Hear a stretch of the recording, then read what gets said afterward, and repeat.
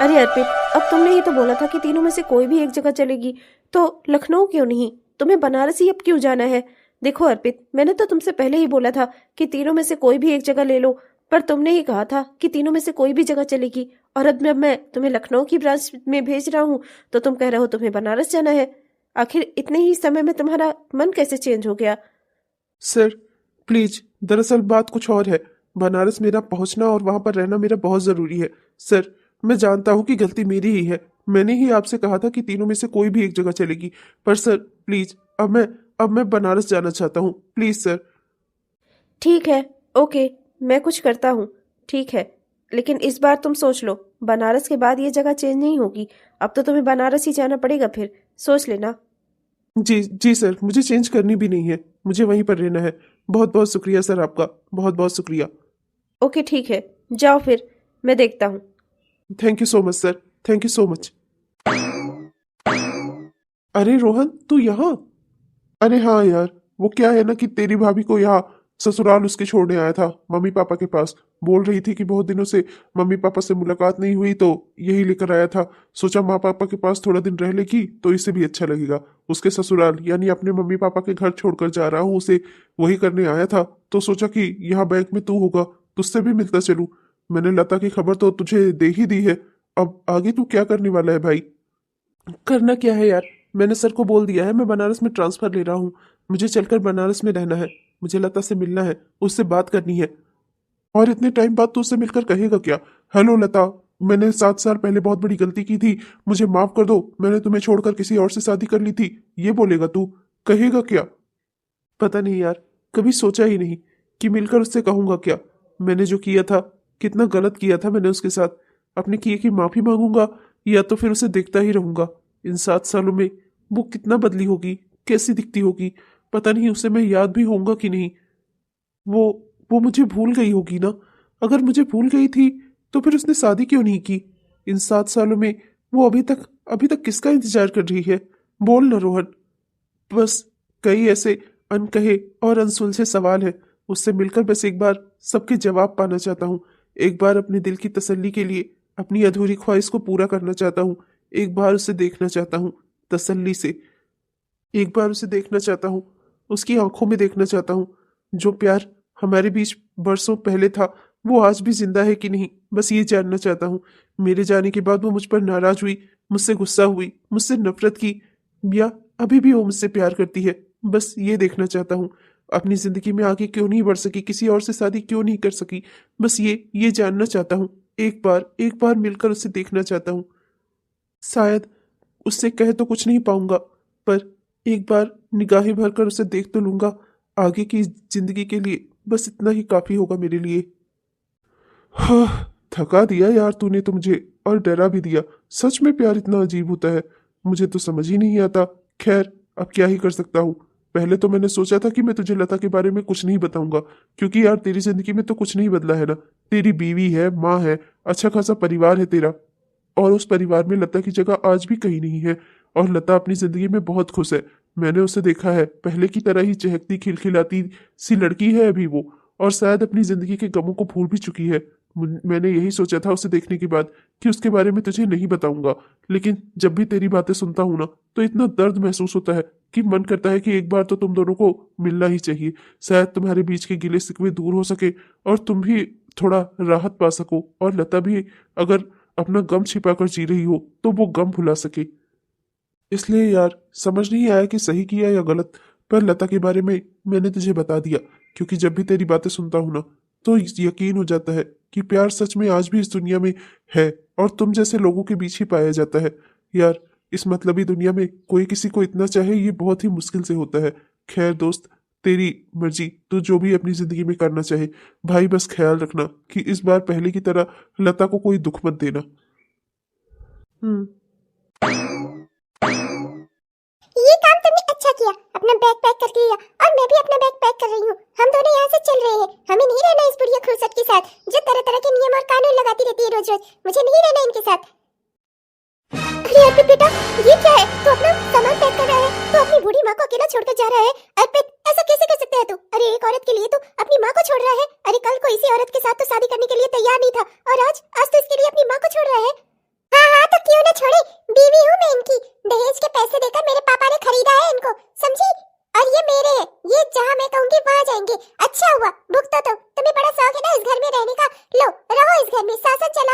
नियम और कानून लगाओ और उस नियम कानून को खुद ही फॉलो करो, उसी में रहो। अर्पित बेटा, तू ऐसा कैसे कर सकता है? मैं तेरी माँ हूँ, मैंने तुझे जन्म दिया है, 9 महीने तक अपनी कोख में रखा है, अपना दूध पिलाकर तुझे बड़ा किया है, और तू इस बुढ़ापे में जब मुझे सबसे ज्यादा तेरे सहारे की जरूरत है तो तू मुझे छोड़कर जा रहा है, वो भी एक औरत के लिए। तू ऐसा कैसे कर सकता है अर्पित? पहले तूने मुझसे लता के लिए झगड़ा किया और अब आज तू नीति के लिए अपनी माँ को छोड़कर ही चला जाएगा। क्यों ऐसा कर रहा है अर्पित? क्या तेरी जिंदगी में मैं कोई मायने नहीं रखती? हाँ मेरे बेटे, मुझे छोड़कर इस बुढ़ापे में अकेला जा रहा है तू? हाँ, आप मेरी जिंदगी में क्या मायने रखती हो, ये आप कह रही हो माँ? मैं आपसे जानना चाहता हूँ, आपकी जिंदगी में मैं क्या मायने रखता हूँ? बताएंगी आप मुझे? हाँ, बोलिए ना माँ, आपकी जिंदगी में मेरा क्या मायने है? क्या आप मुझे अपना बेटा समझती हैं? बताइए, बताइए मुझे। अगर आप मुझे अपना बेटा समझती हैं तो उन दहेज के पैसों के लिए आपने मुझे बेच क्यों दिया? नीति क्या गलत कह रही है? बिल्कुल सही तो कह रही है वो, उसके पापा ने पैसा देकर खरीदा है मुझे।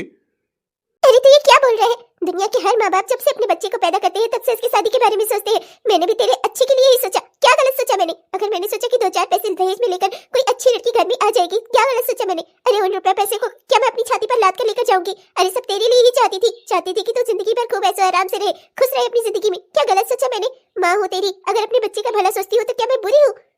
आपने मेरे लिए ये सब कुछ किया माँ? हाँ, मेरे लिए ये सब कुछ किया आपने? आप अपनी लालच को अपनी ममता का नाम मत दो माँ। आपको लालच थी ज्यादा, आपको चाहिए था। आप कह रही हैं ये सब कुछ कोई छाती पे लाद कर नहीं ले जाता, तो क्या मैं अपनी छाती पे लाद के लेकर जाऊंगा? हाँ, मैं तो अपनी जिंदगी में बस खुशी से जीना चाहता था। एक लड़की थी जिसे मैं पसंद करता था, उसके साथ अपनी जिंदगी बिताना चाहता था। पर नहीं माँ, आपको तो मंजूर नहीं था ना। आपको तो लालच था, ज्यादा रुपए पैसे धन दौलत, अपनी जान की धमकी देकर आपने मुझे ऐसी शादी करने पर मजबूर किया जो मैं करना नहीं चाहता था। और आखिर इन सब से किसी को क्या हासिल हुआ माँ? क्या खुशी मिल गई आपको? मैं खुश हो गया, नीति खुश है, कौन खुश है माँ? बताओ मुझे। बेटा, मैं तेरी माँ हूँ, हमेशा तेरे भले के लिए ही सोचा है मैंने। नहीं माँ, बस करो, गलत है ये। आपने मेरे बारे में कभी नहीं सोचा। पिताजी के जाने के बाद हम दोनों ही एक दूसरे का सहारा थे माँ। सरकारी नौकरी का ख्वाब मैंने इसलिए नहीं देखा था कि आप जिससे चाहो उससे मेरा दाम लगाकर मुझे बेच सको, बल्कि इसलिए देखा था कि मैं अपने घर की जरूरतों को पूरा कर सकूं। मैं सरकारी नौकरी का ख्वाब इसीलिए देखता था माँ कि ये ख्वाब मेरी माँ का है। मेरी माँ मुझे काबिल बने हुए देखना चाहती हैं। मैं अपने पिताजी की कमी को दूर करना चाहता था माँ। मैं चाहता था कि कभी आपको पापा की कमी न महसूस हो, इसलिए मैंने सरकारी नौकरी का ख्वाब देखा, मेहनत की, उस नौकरी को हासिल किया, क्योंकि वो आपका सपना था माँ। पर मुझे ये नहीं पता था कि आपका सपना नहीं है, आपकी लालच है। आप चाहती हो कि मैं सरकारी नौकरी करूं, उसके बाद आप मुझे ऊंचा दाम लगाकर बेच सको। अर्पित, क्या अर्पित माँ? क्या अर्पित? क्या गलत कह रहा हूं मैं? अगर मैं गलत कह रहा हूं तो फिर मेरी शादी लता से क्यों नहीं हो सकी माँ? क्योंकि लता के मम्मी पापा के पास इतने पैसे नहीं थे कि वो लोग दान दहेज में दे सकते। आप उसके घर मेरा रिश्ता लेकर क्यों नहीं गई माँ? जब आपको पता था कि मेरी खुशी लता में है, तब आपने मेरी शादी की बात लता के यहाँ क्यों नहीं की? क्यों आपने मेरी शादी नीति से करवाई? क्यों मुझे धमकी देकर, मरने की धमकी देकर मेरी शादी नीति से करवाई? क्या वजह थी माँ? नीति और लता में आखिर क्या अंतर था? बस एक ही अंतर तो था कि नीति के पापा के पास पैसे थे और लता के पापा के पास पैसे नहीं थे, है ना माँ? माँ, कभी आपसे ये बात नहीं कही, पर आज कहता हूँ, ये सरकारी नौकरी ना, ये सरकारी नौकरी मेरे गले का फंदा बन गया, फांसी बन गई मेरे गले की। काश ये मुझे ना मिली होती तो कम से कम मैं जिसे चाहता था उसके साथ अपनी जिंदगी तो बिता सकता। अरे 2 रोटी कम खाता, पर कम से कम वो मेरे साथ तो होती। आपने क्या किया माँ? मेरी पूरी जिंदगी ही बर्बाद कर दी आपने। मैं आज उस लड़की से दूर हूँ और आपकी वजह से अपनी जिंदगी में इतना दुखी हूँ। सब कुछ आपकी वजह से माँ। आपने एक बार भी मेरे बारे में नहीं सोचा। आपने बस सोचा है तो सिर्फ रुपए पैसे, धन दौलत, दहेज। लो माँ, सारा दान दहेज सब कुछ, रुपए पैसे सब इसी घर में है। रहो आराम से। आपको बेटा नहीं चाहिए था ना, आपको तो पैसा चाहिए था ना। लो, सारा पैसा है यहाँ पर, रहो आराम से। मैं आज भी सोचता हूँ माँ, काश काश आज से 7 साल पहले आपसे उस मुकाम पर मैंने लड़ लिया होता। काश आपकी धमकियों से मैं न डरा होता। काश काश मैं जिंदगी में वो कर पाता जो मैं चाहता था, तो आज शायद ये परिस्थितियां ना होती, ऐसा मंजर ना होता। Arpit, I am so sorry, please मुझे माफ कर दो। मेरे पापा के दिए हुए दान दहेज के पैसों की वजह से तुम्हारी जिंदगी बर्बाद हो गई। प्लीज मुझे माफ कर दो, पर यकीन मानो, इस दान दहेज, रुपए पैसे, इस शादी, किसी में मेरी भी मर्जी शामिल नहीं थी। जैसे तुम इस रिश्ते को ढो रहे हो, ऐसे ही मैं भी इस रिश्ते को ढो रही हूँ। अर्पित, मैं भी ये शादी नहीं करना चाहती थी। मैं एक बिजनेसमैन की बेटी हूँ, मैं भी बिजनेस करना चाहती थी, पर मेरे पापा को मुझ पर भरोसा ही नहीं था। वो मुझे बिजनेस में हाथ आजमाने देना ही नहीं चाहते थे। लड़की हूँ ना मैं, इस बात की सजा मिली मुझे और जबरदस्ती दान दहेज देकर एक सरकारी नौकरी वाले लड़के के साथ मेरी शादी करा दी गई, जो कि तुम थे। इसी बात का फ्रस्ट्रेशन मुझे हमेशा रहा और इसी बात का गुस्सा हमेशा मेरे दिमाग में बना रहा और इसी वजह से मेरे और तुम्हारे बीच के रिश्ते कभी ठीक नहीं हो पाए, नहीं मैं इस परिवार को कभी अपना मान पाई। सच्चाई तो यही है अर्पित, जैसे ये शादी का रिश्ता तुम पर थोपा गया ऐसे ही मुझ पर भी थोपा गया। हम दोनों बस इस रिश्ते को ढो रहे हैं, इसका मतलब कुछ भी नहीं है अर्पित। और आज जब मुझे तुम्हारी सच्चाई का पता चला ना, तो मुझे लग रहा है कि हम दोनों एक ही मुकाम पर खड़े हैं। 7 साल पहले जो तुम्हारे साथ गलत किया गया वही मेरे साथ भी गलत किया गया। अर्पित, सच्चाई तो यह है कि हमारे इस रिश्ते में कुछ भी नहीं बचा है अब, और हम दोनों बस एक दूसरे को ढो रहे हैं, इस रिश्ते को ढो रहे हैं। सच्चाई तो यही है कि इस रिश्ते में अब कुछ भी नहीं है अर्पित। हमारे रिश्ते में न आज कुछ है, न कल कुछ था और न कभी कुछ हो सकता है, क्योंकि हम दोनों एक दूसरे के लिए बने ही नहीं है। सच्चाई तो यह है कि दो स्वार्थी लोगों ने अपने स्वार्थ को पूरा करने के लिए, अपने मन की इच्छाओं को पूरा करने के लिए हम दोनों की जिंदगियों को दांव पर लगा दिया। हम दोनों के बारे में हमारे माँ बाप ने बिल्कुल भी नहीं सोचा, न हमारे सपनों के बारे में, न हमारे सपनों को कुचलते और तोड़ते हुए उन्हें दर्द हुआ। तो जिम्मेदारी हमारी बनती है कि हम अपने सपनों के लिए खुद खड़े हों। जानता हूँ, और मैं भी तुमसे यही कहना चाहता हूँ। ना तो मैं तुम्हारे साथ कहीं जा रहा हूँ और ना ही मैं अपनी माँ के साथ अब रहना चाहता हूँ। मैं बस अब यहाँ से कहीं दूर चले जाना चाहता हूँ और इसीलिए मैंने एक दूसरे शहर बनारस में अपना ट्रांसफर ले लिया है और अब मैं वहीं रहूँगा। देखो, तुम्हारे साथ शादी करना मेरी मजबूरी थी और इसके लिए मुझे माफ़ कर देना, गलती मेरी भी थी। मुझे माँ की धमकियों में नहीं आना चाहिए था। तुम्हारे साथ शादी करके तुम्हारी जिंदगी नहीं बर्बाद करनी चाहिए थी। आई एम सो सॉरी। हो सके तो मुझे माफ़ कर देना। तुम बिल्कुल सही कह रहे हो अर्पित। जब हम दोनों एक दूसरे के लिए बने ही नहीं है, तो एक दूसरे को बांधकर एक दूसरे के साथ रखने से कोई फायदा नहीं है। मैं तुम्हें तलाक देना चाहती हूँ, तुम्हें आजाद करना चाहती हूँ। तुम अपनी जिंदगी में आजाद हो जाओ और जो करना चाहे वो करो, और मैं भी अपनी जिंदगी में अब जो करना चाहती हूँ मैं वो करूंगी। मैं अब सीख गई हूँ, अपने सपनों के लिए इंसान को खुद ही खड़ा होना होता है। मैं अपने सपनों को खुद ही पूरा करूंगी। आज माँ जी से मेरा झगड़ा बस इसी कारण हो रहा था, क्योंकि ये मुझे बाहर जाकर बिजनेस करने देना ही नहीं चाहती। मेरे पापा को मेरे भाई पर बहुत भरोसा था और मेरा भाई बिजनेस से 50 लाख रुपए लेकर कहीं भाग गया है और अब मेरे पापा चाहते हैं कि उनका बिजनेस मैं संभालूं। मौका खुद मेरे सामने खड़ा है। मैं अपनी जिंदगी आजादी से और खुशी से जीना चाहती हूँ। और अर्पित, तुम भी अपनी जिंदगी खुशी और आजादी से जियो। मैं तुम्हें तलाक दूंगी। बेस्ट ऑफ लक नीति। पति पत्नी की तरह ना सही, पर एक दोस्त की तरह तुम्हें अलविदा कहता हूँ। अपने सपनों को पूरा करो। भगवान से यही दुआ है मेरी कि तुम अपने सपनों को पूरा कर सको और उन्हें जी सको। कम से कम किसी के सपने तो पूरे हो। नीति, मैं तुम्हें तलाक देने के लिए तैयार हूँ। तुम्हें मुझसे जो कुछ भी चाहिए हो तुम ले सकती हो, मैं देने को तैयार हूँ। नहीं अर्पित, तुमने मुझे अपना दोस्त कहा है। प्यार का रिश्ता ना सही, पति पत्नी का रिश्ता ना सही, पर दोस्ती का रिश्ता है हमारे बीच। और मैं जानती हूँ कि भगवान ने मुझे इतनी काबिलियत दी है कि अपने लिए मैं जो कुछ चाहूँ ना खुद बना सकती हूँ। मुझे तुमसे कुछ नहीं चाहिए। ये शादी हम दोनों के माँ बाप की गलती थी जिसे हम दोनों सुधार रहे हैं। गुड लक अर्पित। मैं किसी को बोलकर अपना सामान मंगवा लूंगी, तुम परेशान मत होना। Goodbye, best of luck. मैं भगवान से दुआ करूंगी कि तुम्हें भी अपना सपना दोबारा से जीने का मौका मिले। भगवान करे कि तुमने जो खोया है वो तुम्हें दोबारा हासिल हो जाए। बेटा अर्पित, बेटा मेरी बात सुन। देख बेटा, मैं मानती हूँ कि नीति अच्छी लड़की नहीं निकली। मैं तेरा भला चाहती थी बेटा, इसीलिए इतने बड़े घर में मैंने तेरा रिश्ता कराया। मुझे नहीं पता था कि नीति ऐसी लड़की निकलेगी। उसे हमेशा से अपना बिजनेस और ये सब में उसका दिल लगा रहा और वो अपने परिवार में अपना मन लगा ही नहीं पाई। बेटा देखना बेटा, इस बार ना मैं तेरे लिए कोई अच्छी लड़की ढूंढूंगी। बेटा एक बार अपनी माँ पर भरोसा कर। भूल जा इस बात को, भूल जा नीति को। अरे माँ बस करो अब। कब समझोगी आप? हाँ, कब समझोगी, कब सुधरोगी? नीति को समझ में आ गया पर आपको समझ में नहीं आया।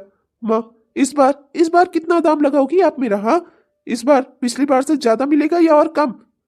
अर्पित, नीति को भूल जाओ, लता को भूल जाओ, हर किसी को भूल जाओ। माँ बस ये याद रखो कि आप मेरी माँ हो, है ना? बस ये याद रखो कि आपने मेरे साथ क्या क्या किया है और उसके बदले में मुझे सिर्फ पैसे लाकर देने हैं आपको। मेरी कीमत बस पैसों के बराबर है ना, दान दहेज के बराबर है। यही कहना चाहती है ना आप? अर्पित, सच्चाई तो ये है माँ, आप कभी समझ ही नहीं पाई कि मेरी खुशी किसमें है। मेरी खुशियों के बारे में आपने कभी सोचा ही नहीं। आपने हमेशा बस अपने बारे में, अपने आराम, अपने पैसे रुपए, सब इसी के बारे में सोचा। मेरे बारे में आपने कभी नहीं सोचा माँ। गैर लड़की थी नीति, पर उसे मेरे दुख का एहसास हो गया, लेकिन आपको ना हो सका माँ। इसी बात का पछतावा है मुझे। क्या कमी थी मुझ में जो आप मुझे अपना बेटा नहीं समझ पाई? पैसे छापने की मशीन समझ लिया आपने मुझे। अर्पित, हाँ, आप मुझे अपना बेटा नहीं समझ पाई। मेरी ख्वाहिशों के बारे में आपने कभी नहीं सोचा। पर अब मैं जीना चाहता हूँ माँ। प्लीज आपके सामने हाथ जोड़ता हूँ, मुझे अब मेरी जिंदगी जी लेने दो माँ। अब प्लीज, अब बहुत हो गया माँ। आपने मेरी जिंदगी के इतने साल बर्बाद कर दिए। अब कम से कम अब तो मुझे अपनी जिंदगी जीने दो माँ। क्या क्या बेटा होना इतना बड़ा गुनाह है? क्या इतना बड़ा गुनाह है ये?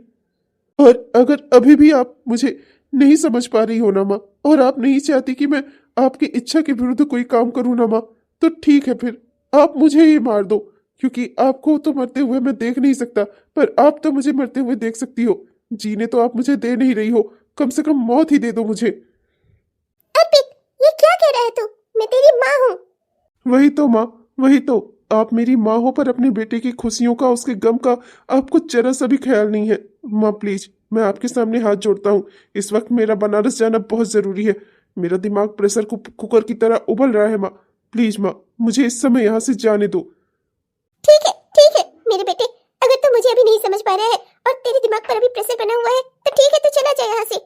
मैं तुझे नहीं रोकूंगी, पर एक बात अच्छे से समझ ले बेटा, नीति गलत हो सकती है, लता गलत हो सकती है, पर तेरी माँ नहीं। माँ, मुझ में अब इतनी क्षमता नहीं बची है कि मैं सही और गलत आपको समझा सकूं या सही और गलत का निर्धारण कर सकूं। बस माँ, मैं कुछ समय के लिए यहाँ से दूर जाना चाहता हूँ। कहीं दूर जाकर कुछ दिनों तक रह लूंगा तो मेरा दिमाग भी ठीक हो जाएगा माँ। मेरे आत्मा को भी शांति मिल जाएगी, फिर शायद मुझे सुकून आ जाए माँ। इसलिए मेरा इस समय यहाँ से जाना जरूरी है। मैं आपको फोन करूंगा और जैसे ही मेरा दिमाग ठीक हो जाएगा मैं वापस आ जाऊंगा। तब तक के लिए मैं चलता हूँ माँ। बाय। ये नीति इतनी खराब लड़की निकलेगी मैंने सोचा ही नहीं था। अगर बिजनेस में मन लगा था तो शादी करने की क्या जरूरत थी? मेरे बेटे की जिंदगी बर्बाद कर दी, उसे इतना दुखी कर दिया इसने कि वो अब यहाँ से जा रहा है। ओह माँ, कब समझोगी आप? दूसरों को दोष देने से बेहतर है अपने अंदर की कमियों को देखो। पर मैं आपसे कुछ कहने की हालत में ही नहीं हूँ। मुझे बस यहाँ से जाना है, यहाँ से बहुत दूर, कहीं शांति में। देखो ना यार, कैसे कैसे लोग हैं समाज में, अपने ही बच्चों की खुशियों के बारे में नहीं सोचते। नीति भाभी के बारे में सुना तो समझ में आया कितने दुख में थी वो भी, अपनी जिंदगी बस जैसे तैसे काटी।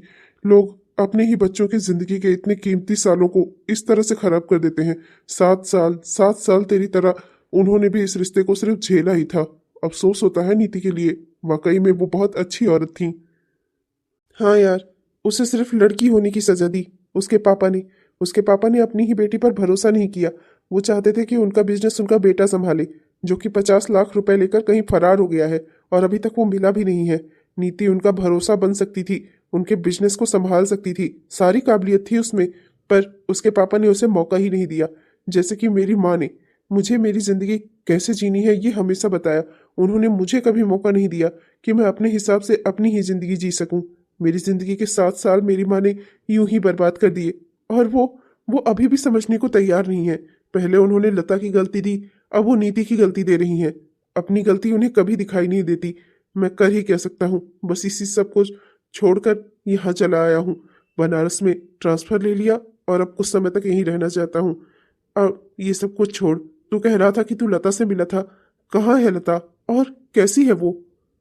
अरे हाँ यार, मिली थी लता मुझे ग्रोसरी स्टोर के बाहर। उस दिन मैं अपनी वाइफ के साथ ग्रोसरी स्टोर जा रहा था शॉपिंग करने के लिए। कुछ घर के किर्च मिर्च वाले सामान थे, वही लेने गया था, तो वहीं पर मुझे लता दिखी। वो भी वहां पर सामान लेने ही आई थी, स्कूटी से आई थी, हमेशा की तरह चहकती हुई, जिंदा दिल, और बहुत खुश भी लग रही थी। ऐसा लग नहीं रहा था कि उसे देखकर कि उसकी जिंदगी में कभी इतना बड़ा हादसा भी हुआ रहा होगा। ये तो खुशी की बात है यार कि वो मुझे भूल चुकी है। अच्छा लगा सुनकर मुझे। यार तू चिढ़ रहा है अब, जो मैंने कह दिया कि लता तुझे भूल चुकी है। पर शायद दोस्त ऐसा नहीं है, लता आज भी तुझसे बहुत प्यार करती है, तभी तो उसने शादी नहीं की है। उसे देखकर ऐसा बिल्कुल नहीं लगा कि उसने शादी की है। हाँ, कुंवारी जैसी ही लग रही थी, वैसे ही बिल्कुल जैसे कोचिंग क्लास में दिखती थी, बिल्कुल वैसी ही। क्या सच में लता मुझे नहीं भूली है? अरे हाँ यार, लता नहीं भूली है तुझे, सच कह रहा हूं मैं। भाई, तेरे लिए सारे रास्ते ग्रीन ही ग्रीन नजर आ रहे हैं मुझे। चारों ओर हरी झंडी ही दिखाई दे रही है। एक ऐसा समय आया है आज से 7 साल बाद कि लता की जिंदगी में कोई नहीं है और तेरी जिंदगी से नीति जा चुकी है। मुझे लगता है भगवान भी यही इशारे दे रहे हैं। भगवान दो प्यार करने वालों को एक बार फिर से मिलवाना चाहते हैं। ये तो बेहद खुशी की बात है यार। देख, अब तू देर मत कर इस बार। सच कह रहा है।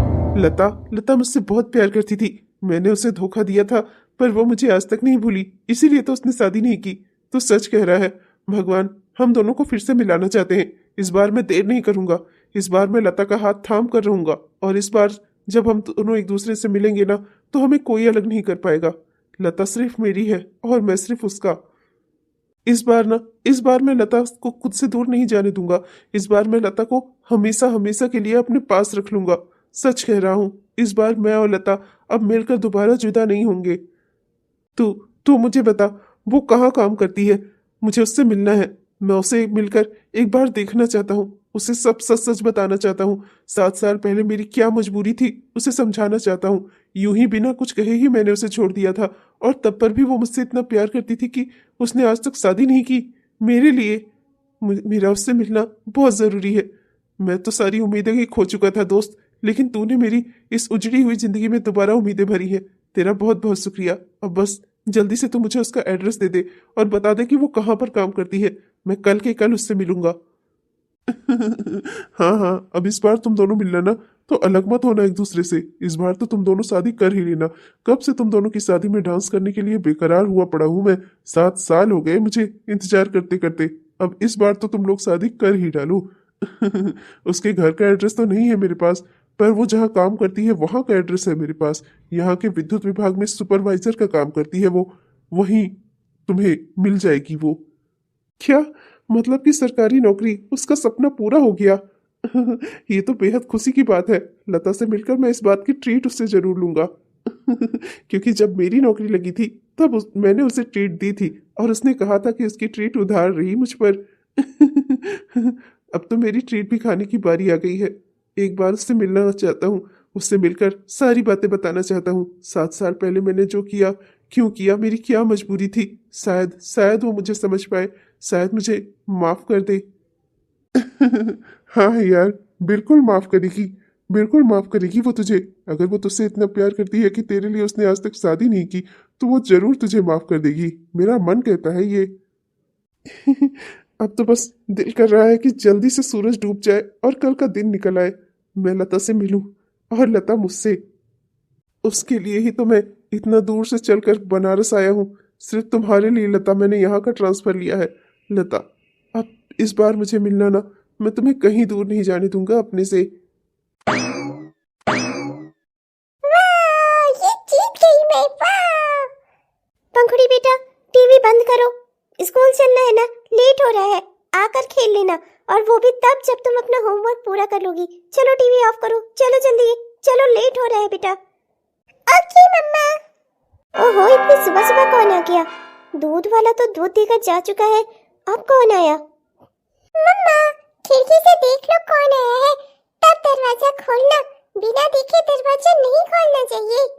हाँ हाँ मेरी नानी, खिड़की से देख लूंगी तभी दरवाजा खोलूंगी, क्योंकि मुझे तो कुछ ज्ञान है नहीं। जब तो मुझे ज्ञान देगी तभी तो मुझे ज्ञान मिलेगा। क्या है ना, मेरे पास तो ज्ञान खत्म हो गया है, मेरी अपनी बुद्धि तो है नहीं। नानी नहीं तो जो पहले मैंने इन्हीं सिखाया, अब ये उससे लौटकर मुझे सिखाएगी। वाह रे मेरी बिटिया। मैं स्मार्ट गर्ल हूँ ना मम्मा? हाँ हाँ मेरी स्मार्ट गर्ल। ये क्या, ये तो मम्मा है। मम्मा यहाँ कैसे आ गई? अरे ये बनारस है या मुंबई, कुछ पता ही नहीं चल रहा था। एड्रेस ढूंढते ढूंढते कितना परेशान हो गई, थक गई मैं। अच्छा ठीक है माँ, आप बैठ जाओ। आपने मुझे बताया नहीं था कि आप आने वाली हो। अगर आपने मुझे बताया होता तो मैं आ जाती ना आपको लेने के लिए। हाँ, जैसे बता देती तो मुझे आने देती। नमस्ते दादी। अरे खुश रहे मेरी पंखुड़ी बिटिया, कैसी है तू मेरी बच्ची? मैं ठीक हूँ दादी, पर आप इतना लेट क्यों आई? अरे क्या बताऊँ बिटिया, रास्ते में इतना सारा जाम लगा हुआ था ना, वहीं अटक गई थी। ओह, तो मैडम जी को पता था, मतलब दादी पोती ने मिलकर मुझे परेशान किया खूब। मुझे किसी ने नहीं बताया, अपना आपस में प्लानिंग कर ली। कोई बात नहीं बेटा, तुमने मुझसे मेरी मम्मी को छीना है। हाँ सॉरी मम्मी, पर दादी ने मुझे मना किया था बोलने को कि वो आ रही है। हाँ पंखुड़ी बेटा, मैंने इसे मना किया था तुझे बताने के लिए कि मैं आज यहाँ आ रही हूँ। और देख बेटा, मेरा यहाँ आना ना बहुत जरूरी था, किसी को तुझसे मिलवाना है, इसीलिए मैं यहाँ पर आई हूँ। देख, अब कोई ना नुकुर मत करना, एक बात अच्छे से समझ ले। बहुत मुश्किलों से, बहुत ही समय निकाल कर मैं यहाँ आई हूँ, और तू यहाँ से मुझे भगाने की कोशिश तो बिल्कुल भी मत करना। और अब मैं यही रहूंगी कुछ दिनों तक। माँ फिर से कब समझोगी आप? खैर ये सब बातें बाद में। और तुम नालायक बच्ची, सुबह से ढील ढाल जो कर चल रही है ना तुम्हारी स्कूल जाने के नाम से, सब अच्छे से समझ रही हूँ मैं। दादी आने वाली है तो दादी पोती ने मिलकर प्लान बना लिया, मम्मी का कुछ पता ही नहीं है। खैर कोई बात नहीं, चलो अब बैग उठाओ और स्कूल चलो। स्कूल से छुट्टी नहीं मिलने वाली, तुम्हारी मैम ने बताया था आज जरूरी टेस्ट भी है स्कूल में, वरना तो शायद मैं तुम्हें छुट्टी दे भी देती दादी के आने की खुशी में। पर चलो अब तो कोई छुट्टी नहीं मिलने वाली, बैग उठाओ और स्कूल चलो, समझी? हाँ हाँ मेरी बिटिया जाओ, पढ़ाई लिखाई नहीं छोड़नी चाहिए। दादी कहाँ चली जा रही है? दादी घर पर ही है, ठीक है? तुम जाओ स्कूल से हो आओ, फिर हम दोनों दादी पोते मिलकर बातचीत करेंगे, ठीक है बेटा? जाओ। ओके दादी बाय। मैं भी चलती हूँ माँ, बस जरा तैयार हो लूँ, फिर इस नालायक को लेकर स्कूल के लिए निकलूंगी। और माँ मुझे पता नहीं था कि आप आ रही हो, तो मैंने तो कुछ खाना बनाया नहीं है आपके लिए ना, मैं होटल से ऑर्डर कर देती हूँ, यहीं पर खाना डिलीवर हो जाएगा, आप खा लेना और आराम करना। अरे कोई नहीं, तो परेशान मत हो, तो ये अच्छे से जानती है ना बाहर का खाना मुझे अच्छा नहीं लगता, घर में सामान तो होगा, मैं ना खूब अच्छा सा खाना बना कर रखूंगी, देखना आकर मेरे हाथों का खाना खाना, तुझे तेरे बचपन की याद आ जाएगी। ठीक है माँ। हेलो दोस्तों, आप सबको दिल से मेरा प्यार भरा नमस्कार। कैसे हैं आप सब? उम्मीद करती हूँ कि बहुत ही बढ़िया होंगे। आपने हमारा यह वीडियो पूरा देखा, इसके लिए आपका दिल से बहुत बहुत धन्यवाद। दोस्तों कैसा लगा आपको? उम्मीद करती हूँ कि पसंद आया होगा, और अगर पसंद आया तो कृपया वीडियो को लाइक जरूर करिएगा और अपने दोस्तों को, रिश्तेदारों को वीडियो को शेयर भी जरूर करिएगा। और हाँ दोस्तों, अपने प्यारे प्यारे से कमेंट्स भी हमें जरूर लिखिएगा। आपके प्यारे प्यारे कमेंट्स का ना हम दिल से इंतजार करते हैं दोस्तों। अब तब तक के लिए मैं चलती हूँ, मिलूंगी आपसे कल की वीडियो में इस कहानी के अगले भाग में। पर आप कहीं मत जाइएगा, हमारे जिन भी दोस्तों ने अभी तक हमारे चैनल को सब्सक्राइब नहीं किया है, कृपया सब्सक्राइब कर लीजिएगा दोस्तों, जिससे हमारे इस तरह के वीडियोस आप तक हर दिन पहुँचते रहे। अब मैं चलती हूँ, बाय बाय।